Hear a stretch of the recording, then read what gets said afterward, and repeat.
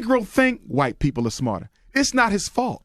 He's been miseducated, Charlamagne. But the coon is dangerous. The coon knows Jesus wasn't white. The coon knows white people are not superior to blacks, but they will act like they are because they're going to get something for doing so. The coon consciously sells out his people. The Negro does it out of ignorance.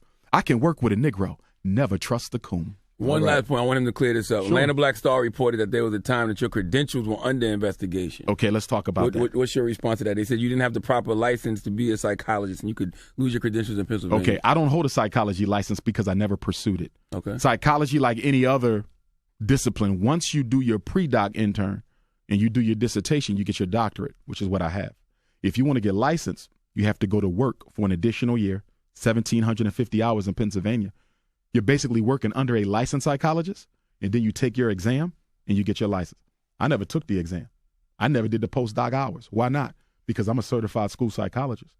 That's where I've made my name. That's where most of my work was done. So I made a decision after I got my doctorate that it's really not necessary to pursue my license because my school psychologist certification is what gives me the legal prerogative to go into schools and evaluate children. But the reason they questioned my credential in the first place is, once again, how could he dare talk like that if he really had that paperwork?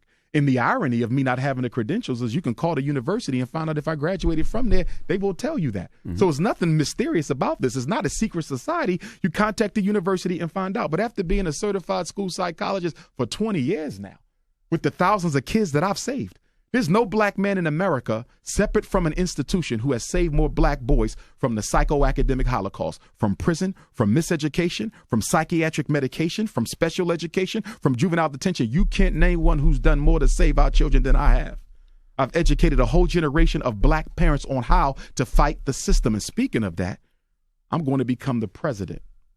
There's a strong chance I'm going to become the president of the New York City chapter of our organization, a National Independent Black Parent Association, where we're going to train parents and organize them on how to bring change in the schools in 7 main areas: Envy, special ed, school discipline, school finance, school policy, parent advocacy, homeschooling, and social support.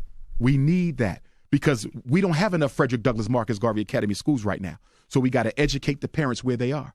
And if there's anyone watching this who want to host a training in their state, because 2020, I'm going to every state in America, y'all, and I'm going to train the black parents who want to be trained on the art of how to deal with the schools. What is autism? What is a learning disability? What is an evaluation? What is an IEP? And what states can you exempt your child from vaccinations in order to attend public and charter school? What's the difference between public school, charter school, independent school, parochial school? How to write a letter when you disagree with the school? What to do when the teacher tells you got to put your child on drugs? We're going to educate every parent who wants to be educated in these 50 states this year. So if you're interested, go to drumarjohnson.com, get in contact with me. But the black parent revolution begins now. Okay, final question, I promise. Sure. Do you So like you the can go conversations that we're having that are elevating the conversation Oh, about I got to mental give health? y'all a lot of credit.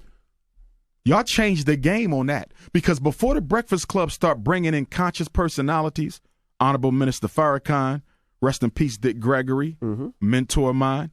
Before y'all did that, most of the popular and hip hop and grassroots music, sports, and entertainment-oriented shows, they didn't touch us. They didn't touch us. But once y'all did that, they said, whoa, them boys getting as much views as everybody else. Look at that Dr. Umar. Damn. So then they started hitting us. So y'all have made it comfortable and popular for entertainment radio to now have conversations with politics. And that was strong. I give y'all kudos for that. What about mental health? I know Mental you're big on health. that. I wanted to say this to you because I know you're pushing the mental health, which is good. We have mental health issues in the black community.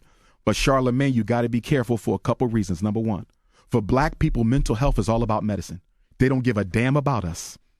Yeah, they want to just put us on medication. They want to push Ritalin, Adderall, Concerta, Cyclert, Risperdal, Depakote, Prozac, Paxil. So when you say mental health for black folks, Envy, you have to make sure you're talking about traditional talk therapy. That's right. Don't let them push them pills. Remember now, it was the psychologists who came up with the philosophical and theoretical rationale for segregation. A lot of people don't know this. Who was Adolf Hitler's propaganda minister? a psychologist by the name of Joseph Goebbels. Go to South Africa. Who engineered the apartheid regime? A white psychologist. Come to America. Who engineered and justified separate but equal and black inferiority and white superiority? It was psychologists. Henry H. Goddard at the top of that list and others. So the reason black people don't search out mental health, Charlemagne, ain't because we don't want it. But we recognize that the mental health establishment played a significant role in the destabilization of the black community. Did you know that up until 1965, 38 states didn't let black people have kids or get married if your IQ score was beneath a certain number?